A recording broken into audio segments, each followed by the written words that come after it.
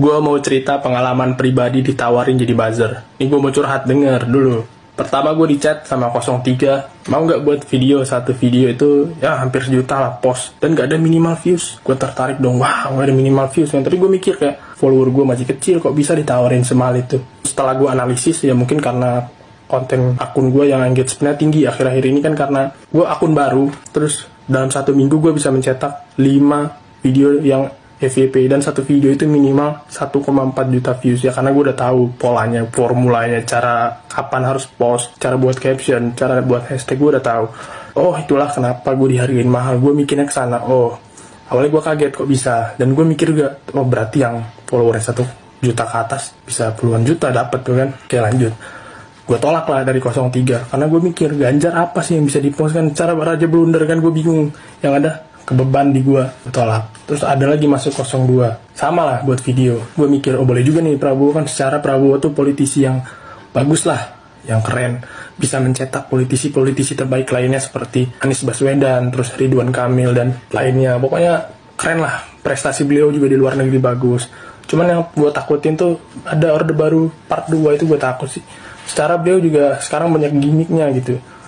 Orang yang biasa ada niat jahat terselubung, menurut gua itu biasanya yang ditampakin itu gimmick doang, gimmick gemoy. Kalau beliau bilang, saya tidak suka dicap gemoy, saya tegas, saya TNI, militer, dan saya akan membawa negara ini jadi lebih baik. Itu mungkin gua mikir 2 kali, cuman beliau banyak gimmicknya, gua gak suka. Dan gua tolak lah, karena gua takut kalau beliau memimpin nanti gimana ke depannya gitu. Terus gua nunggu lah, istilahnya nunggu. Kapan nih ada yang 01, karena menurut gua ya 01 banyak juga lah prestasinya bisa gue up, dan gue nggak masalah kalau beliau jadi presiden kan. Nggak ada yang masuk gue, entah gue yang belum dapat atau memang karena nggak ada.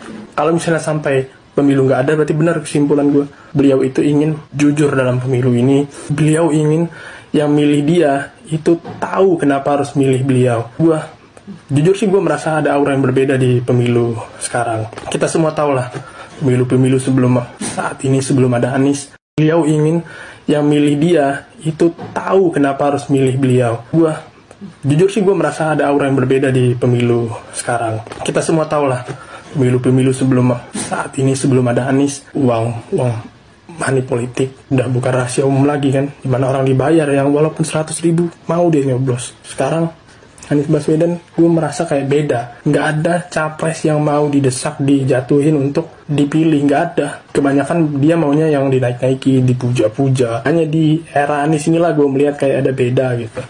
Pemimpinnya dijatuh-jatuhin sebelum menjadi presiden. Dan beliau ya kayak open aja. Mau nanya ke gue balas.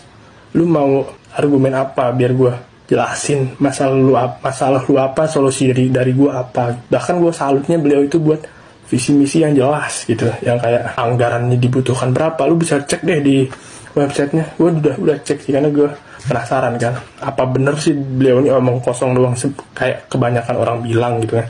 Gue cek, wow, rancangan bangunannya ada, rancangan anggarannya ada. Karena gue takut kalau banyak omong ntar kayak food estate gagal. Ternyata beliau udah rancangannya udah jelas, anggaran yang dibutuhkan udah jelas. Wow, kata gue.